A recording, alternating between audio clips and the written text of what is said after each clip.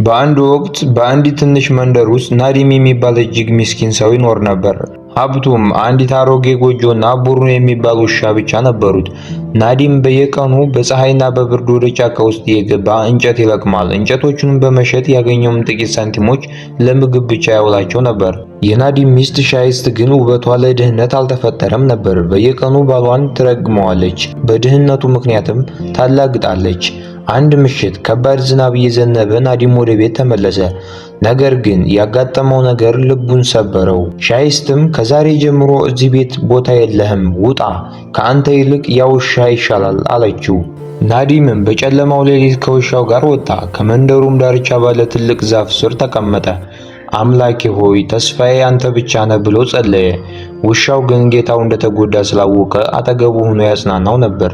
ብርዱ ሲበረታም ናዲም ወደ አንዲት አሮጌ ፍርስራሽ ቤት ገባ።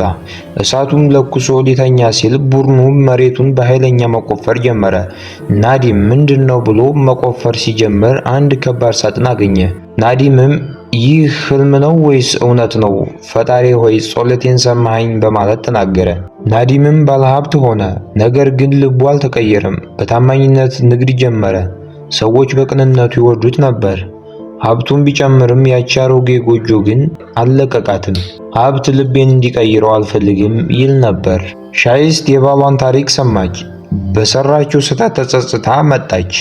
ናዲም ግን አንድ ትልቅ ትምህርት አስተማራት። የሰው ዋጋ በገንዘብ አይደለም በልብ ነው አላት። ውሻው ግን አሁንም በጥርጣሬ ይመለከታት ነበር። ናዲምም ይቅር ብዬሻለሁ፣ አዲስ ህይወት እንጀምራለን፣ ነገር ግን ዕውቅ ጎጆ ውስጥ ብንሆን ፍቅር ካለ ቤተ መንግስት ነው አላት። ዛሬ ናዲም ሻይስትና ታማኙ ቡርኑ በደስታ ይኖራሉ። ይህ ታሪክ የሚያስተምረን ትዕግስትና ታማኝነት መጨረሻቸው ውብ መሆኑ ነው። ታሪኩ ከተመቻችሁ ላይክ እና ሰብስክራይብ አድርጉ። ሰላም ሁኑ።